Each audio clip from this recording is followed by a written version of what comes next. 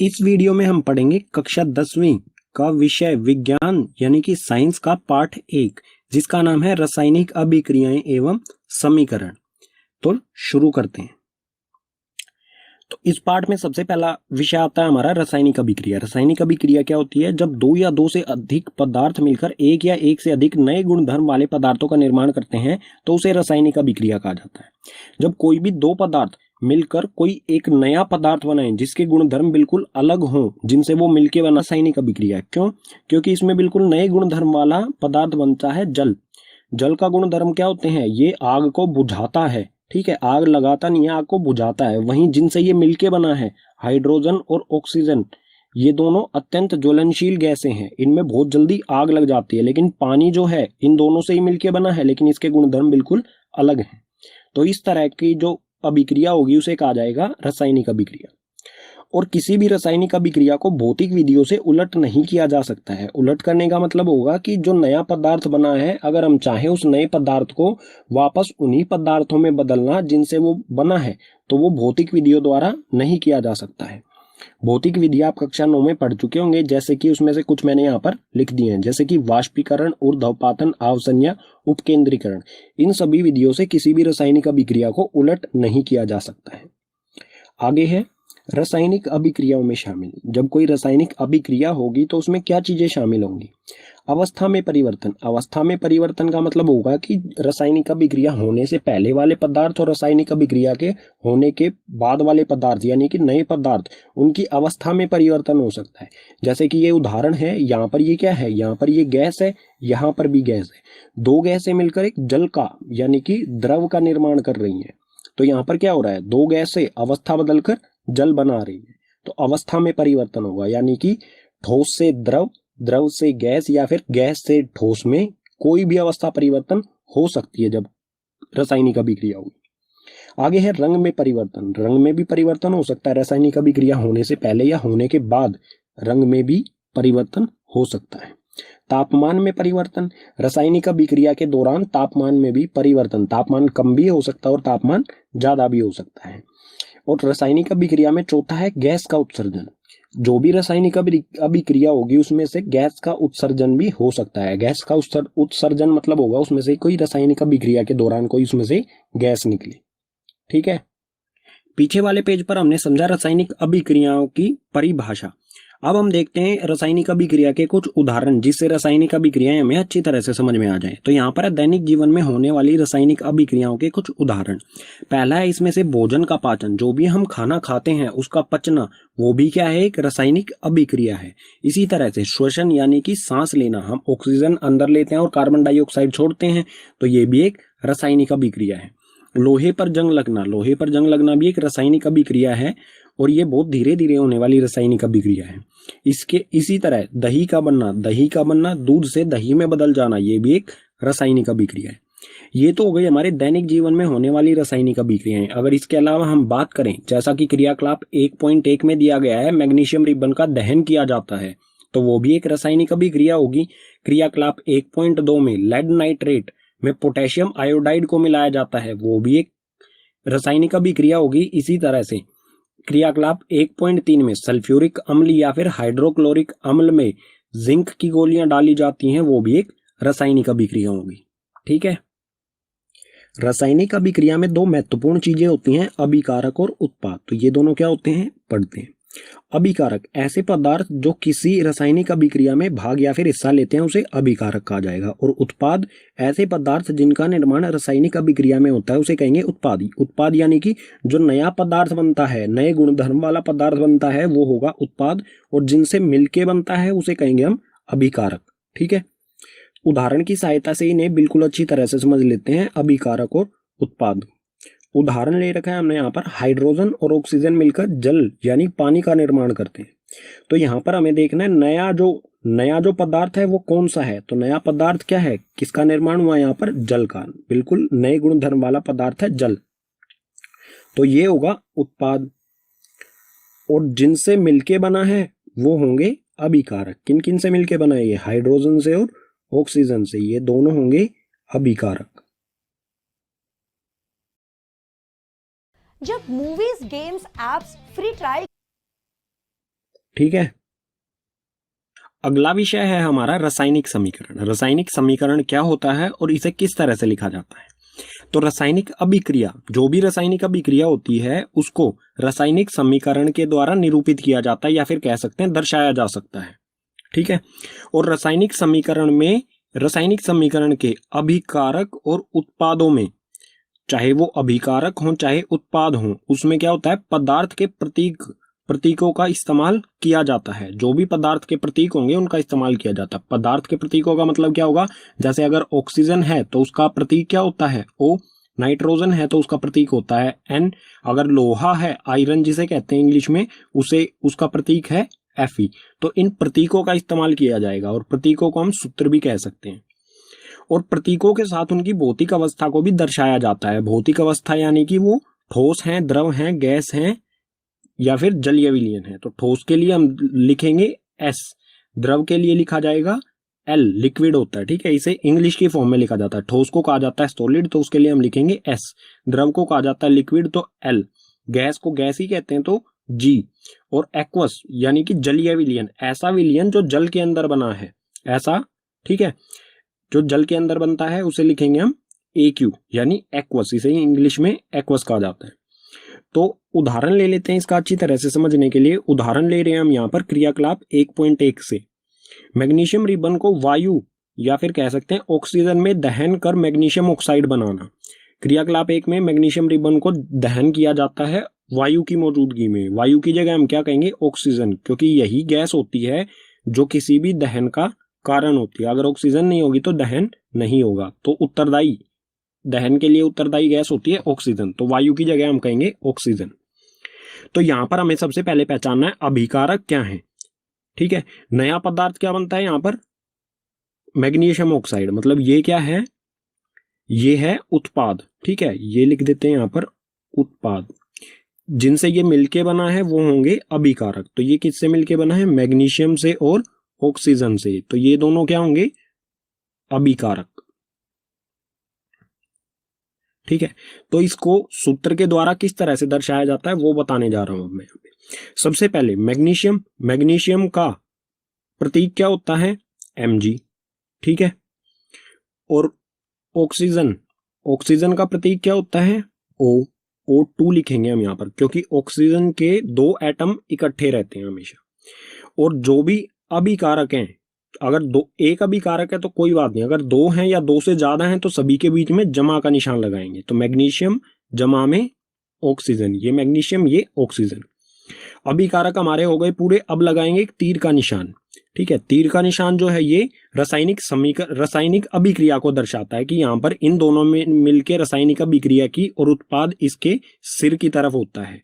ठीक है, तीर के सिर की तरफ। उत्पाद क्या बना, मैग्नीशियम ऑक्साइड। मैग्नीशियम ऑक्साइड का सूत्र होता है MgO। तो ये हो गया हमारा रासायनिक समीकरण। और जो तीर होता है इसकी पूंछ, ये पूंछ है, ये जो पूंछ है इसकी तरफ होते हैं अभिकारक। ठीक है, और इसके सिर की तरफ होते हैं उत्पाद। अगर एक से ज्यादा उत्पाद आता है तो उनके बीच में भी जमा का निशान आएगा। जैसे यहां पर हमने जमा किया है, ऐसे ही अगर एक से ज्यादा उत्पाद आते हैं तो उसमें भी सबके बीच में जमा का निशान आएगा।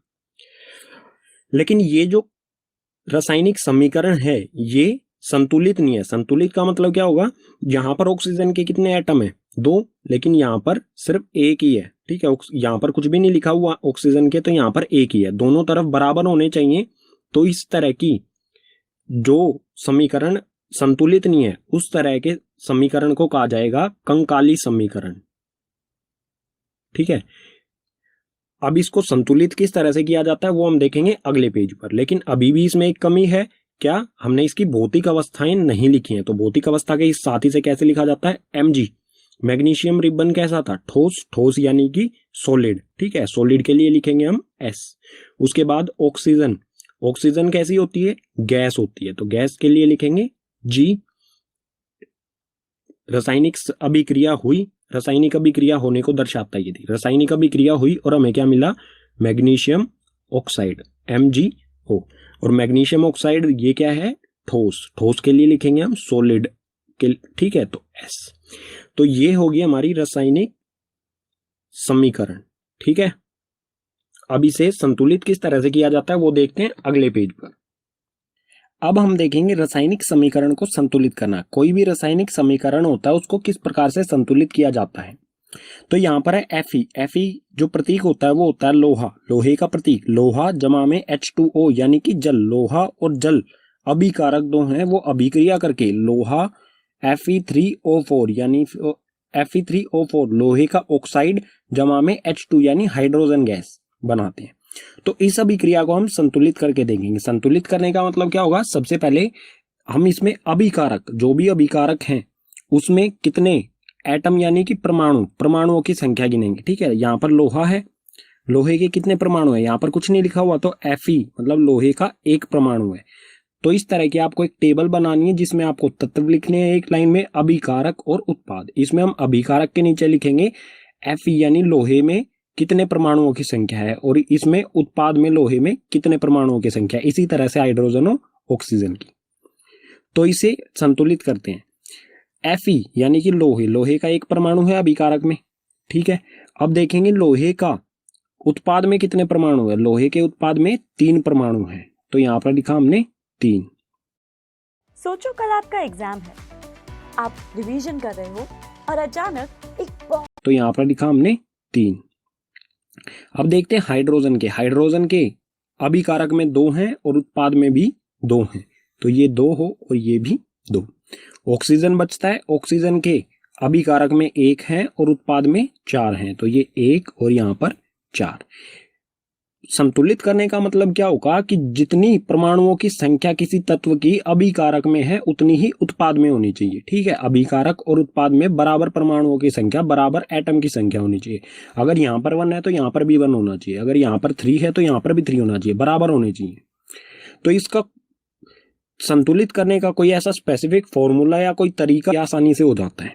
ठीक है, सबसे पहले हम क्या करेंगे, जो भी हमारे तत्व हैं वो अभिकारक में हो चाहे उत्पाद में हो, उनको एक ब्रैकेट में बंद करेंगे इस तरह से। ब्रैकेट में बंद करने का क्या मतलब होगा कि ब्रैकेट के हम अंदर कोई भी बदलाव नहीं कर सकते हैं। जो भी ये ब्रैकेट के अंदर जो चीज आ गई है उसमें कोई भी बदलाव नहीं कर सकते हैं। और इसमें हम कुछ मल्टीप्लाई कर सकते हैं, मल्टीप्लाई यानी गुणा कर सकते हैं। किस तरह से, जैसे उत्पाद में 3 है और अभिकारक में 1 है, तो अभिकारक को भी अगर हम 3 बनाना चाहें तो इस 1 को कितने से गुना करना पड़ेगा, 1 को हम गुना करेंगे 3 से, तो 1 को 3 से गुना किया, ये हो गया 3। अब ये जो अभिकारक में हमने 3 यहाँ पर गुना किया है, ये हमें कहाँ लिखना है, Fe जो लोहा है इसके यहाँ पर आगे। ठीक है, तो ये यहाँ पर इसका मतलब क्या है, 3 Fe, 3 हो गए लोहे के परमाणु, यहाँ पर भी 3 है और यहाँ पर भी 3, तो Fe मतलब लोहा जो है वो हो गया संतुलित। हाइड्रोजन को देखते हैं, हाइड्रोजन यहाँ पर 2 है और यहाँ पर भी 2। हाइड्रोजन पहले से ही संतुलित है, इसे हमें करने की जरूरत नहीं है। अब देखेंगे हम ऑक्सीजन। ऑक्सीजन का अभिकारक में 1 है और उत्पाद में 4 है, तो अभिकारकों में हम कितना गुना करेंगे, 4। 4 से गुना करने पर ये क्या हो जाएगा, 1 गुना में 4, 4।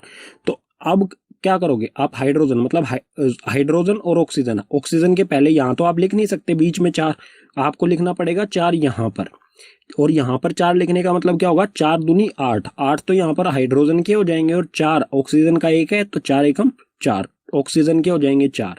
ठीक है, मतलब ये 4 जो हमने गुना किया है ये पूरे में हाइड्रोजन और ऑक्सीजन दोनों में गुना हुआ है, तो यहाँ पर भी ये 4 यहाँ पर गुना करूंगा मैं, तो हो गए 8। इससे ऑक्सीजन तो हमारा संतुलित हो जाता है, ऑक्सीजन के तो हो गए 4, लेकिन इससे हाइड्रोजन जो था वो असंतुलित हो गया। तो हाइड्रोजन को भी देखते हैं।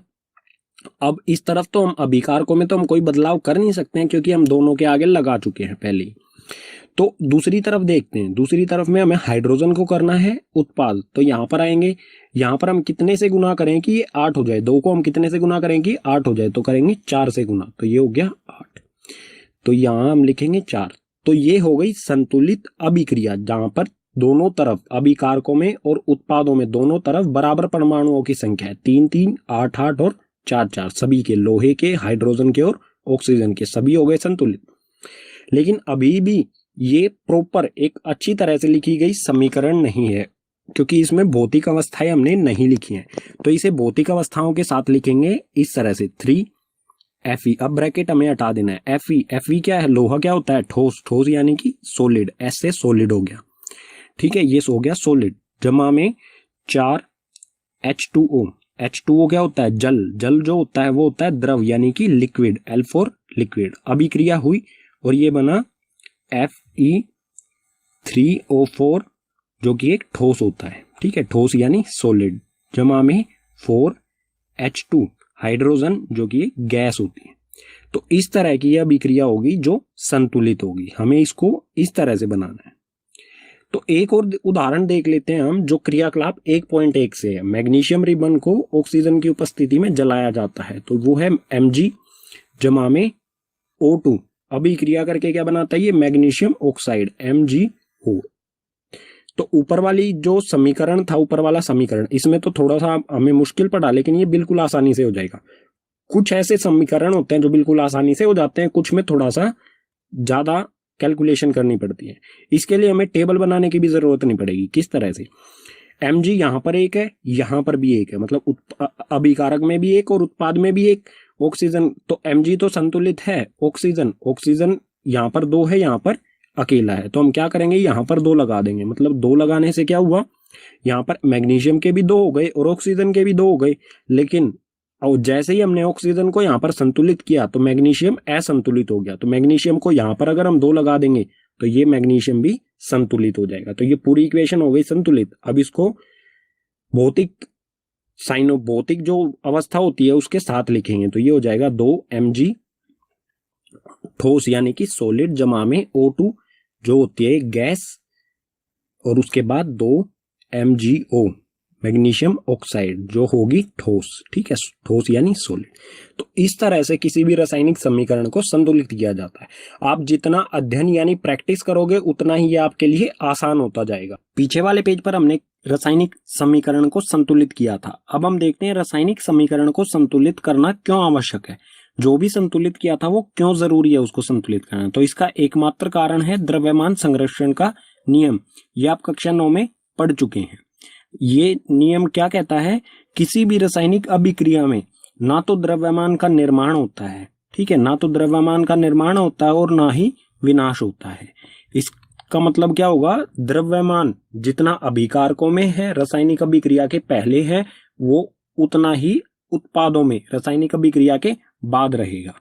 तो इस नियम से हम निष्कर्ष निकाल सकते हैं कि रासायनिक अभिक्रिया के पहले यानी कि अभिकारक एवं उसके बाद रासायनिक अभिक्रिया होने के बाद यानी कि उत्पाद में प्रत्येक पदार्थ के परमाणुओं की संख्या बराबर होनी चाहिए। परमाणुओं की संख्या बराबर इसलिए होनी चाहिए क्योंकि परमाणु द्रव्यमान जो है वो किस चीज पर डिपेंड करता है? परमाणुओं की संख्या पर। तो परमाणुओं की संख्या बराबर होगी तो ही द्रव्यमान दोनों तरफ बराबर होगा। वो मुझे ढोल बजाना। क्रियाओं के कितने प्रकार होते हैं इनको एक एक करके पढ़ेंगे। तो रासायनिक अभिक्रिया का पहला प्रकार है संयोजन अभिक्रिया। संयोजन अभिक्रिया क्या होती है? इस अभिक्रिया में 2 या 2 से अधिक अभिकारक मिलकर एक उत्पाद बनाएं, एक या फिर एकल अकेला उत्पाद बनाएं, तो उसे कहा जाएगा संयोजन अभिक्रिया। अभिकारक तो 2 या 2 से ज्यादा भी हो सकते हैं, लेकिन उत्पाद हमेशा एक ही बने, ऐसी अभिक्रिया को संयोजन अभिक्रिया कहा जाएगा। और इसका जो रासायनिक समीकरण कुछ इस तरह से होगा। एक अभिकारक A है और एक अभिकारक B है। 2 अभिकारक जुड़कर 2 या 2 से ज्यादा अभिकारक जुड़कर अकेला C उत्पाद बनाएं, तो इस तरह का जो रासायनिक समीकरण लिखा होगा उसको कहा जाएगा संयोजन अभिक्रिया। उदाहरण से और अच्छी तरह से समझ लेते हैं। उदाहरण में सबसे पहला है कोयले का दहन। कोयले का दहन किस तरह से होता है? कोयला क्या होता है?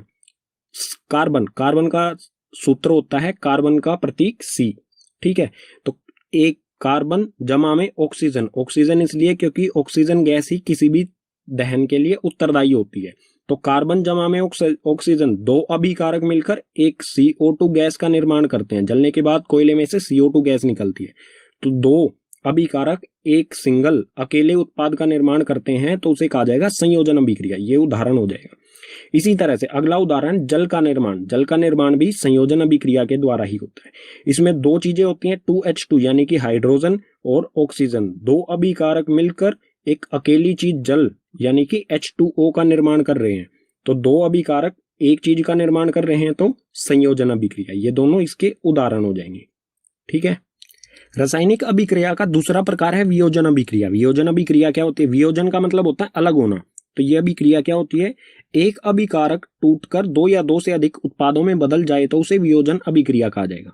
मतलब कोई एक अभिकारक, जैसे कि हमारा ए कोई एक अभिकारक है, इसको गर्म किया जाएगा तो ये दो बी और सी उत्पाद में बदल जाना, मतलब कोई एक अभिकारक दो चीजों में बट जाए, अलग अलग हो जाए, तो उसे कहेंगे हम वियोजन अभिक्रिया। वियोजन का मतलब ही होता है अलग होना। तो ए यहाँ पर अलग अलग दो हिस्सों में बट गया, बी और सी में, ठीक है। और ये वियोजन अभिक्रिया ये 3 प्रकार से होती है, ऊष्मीय वियोजन, वैद्युत वियोजन और प्रकाशीय वियोजन। इन तीनों के बारे में अगले पेज पर उदाहरण सहित पढ़ते हैं बिल्कुल अच्छी तरह से। तो वियोजन अभिक्रिया का पहला प्रकार है ऊष्मीय वियोजन। ये क्या होता है? अभिकारक को ऊष्मा द्वारा अलग किया जाता है, ठीक है। अभिकारक को ऊष्मा या फिर कह सकते हैं हम गर्मी द्वारा तापमान बढ़ाकर अलग किया जाता है। उदाहरण देख लेते हैं, इसका अच्छी तरह से हमें समझ में आ जाएगा। तो यहाँ पर है CaCO3 यानी कैल्शियम कार्बोनेट। कैल्शियम कार्बोनेट जो कि एक ठोस होता है, जब इसको गर्म किया जाएगा, इसको ऊष्मा प्रदान की जाएगी, इसका तापमान बढ़ाया जाएगा, तो ये दो चीजों में CaO कैल्शियम ऑक्साइड और CO2 दो उत्पादों में बदल जाएगा। तो कोई एक अभिकारक ऊष्मा द्वारा दो उत्पादों में बदल जाए तो उसे कहेंगे हम ऊष्मीय वियोजन। ऊष्मा का मतलब ये होता है गर्मी, तो ऐसा वियोजन जो गर्मी के द्वारा किया जाए, ठीक है। वियोजन अभिक्रिया का दूसरा प्रकार है वैद्युत वियोजन। वैद्युत वियोजन क्या होता है? विद्युत धारा के प्रवाहित होने के कारण होने वाला वियोजन। तो इसमें विद्युत यानी कि बिजली इसमें से गुजारी जाती है, तो वो दो अलग चीजों में बट जाए तो उसे कहा जाएगा वैद्युत वियोजन। जैसे उदाहरण ले लेते हैं इसका, यहाँ पर हमारे पास है 2H2O यानी कि पानी, ठीक है। जल जो कि एक लिक्विड है, उसमें से जब विद्युत धारा गुजारी जाएगी तो वो दो अलग अलग गैसेज में बदल जाएगा, हाइड्रोजन में और ऑक्सीजन में। तो कोई एक अभिकारक विद्युत धारा उसमें से जब गुजारी जाए, जब दो अलग अलग उत्पादों में बदल जाता है, तो उस तरह के अभिक्रिया को कहा जाएगा वैद्युत वियोजन अभिक्रिया, ठीक है। वियोजन अभिक्रिया का तीसरा प्रकार है प्रकाशीय वियोजन। प्रकाशीय मतलब रोशनी, ठीक है। तो ये क्या होता है? सूर्य के प्रकाश की उपस्थिति में होने वाला वियोजन। ऐसा वियोजन जो सूर्य के प्रकाश की वजह से होता है, ठीक है। तो इसका भी उदाहरण देखते हैं यहाँ पर 2AgCl यानी कि सिल्वर क्लोराइड। सिल्वर क्लोराइड को जब सूर्य के प्रकाश में रखा जाएगा तो ये दो अलग अलग चीजों में बदल जाएगा, Ag यानी कि सिल्वर और क्लोरीन में, ठीक है। तो ऐसा गुड मॉर्निंग एवरीबॉडी। तो पेरेंट्स जिन्हें लगता है कि पढ़ाई, ठीक है, तो ऐसा वियोजन जिसमें कोई एक अभिकारक को सूर्य के प्रकाश में रखने से वो दो अलग अलग चीजों में बदल जाए तो उसे कहा जाएगा प्रकाशीय वियोजन। और ये जो अभिक्रिया है प्रकाशीय वियोजन की, सिल्वर क्लोराइड को अलग अलग करना, इसका उपयोग किया जाता है श्याम श्वेत फोटोग्राफी यानी ब्लैक एंड व्हाइट फोटोग्राफी में इसका इस्तेमाल किया जाता है। ये महत्वपूर्ण है, कई बार आपसे एग्जाम में पूछी गई है, ठीक है। रासायनिक अभिक्रिया का तीसरा प्रकार है विस्थापन अभिक्रिया। विस्थापन अभिक्रिया क्या होती है? इस अभिक्रिया में अधिक क्रियाशील तत्व कम क्रियाशील तत्व को उसके यौगिक से विस्थापित कर देता है। मतलब कोई ज्यादा क्रियाशील तत्व है, वो कम क्रियाशील तत्व को कम क्रियाशील के यौगिक में से ही उसको विस्थापित कर देता है। उदाहरण से बिल्कुल अच्छी तरह से इसे समझते हैं। तो उदाहरण है यहाँ पर Fe जमा में CuSO4, मतलब Fe होता है लोहा, CuSO4 होता है कॉपर सल्फेट। इसके नीचे मैंने लिख दिए, इनको आप पढ़ सकते हैं।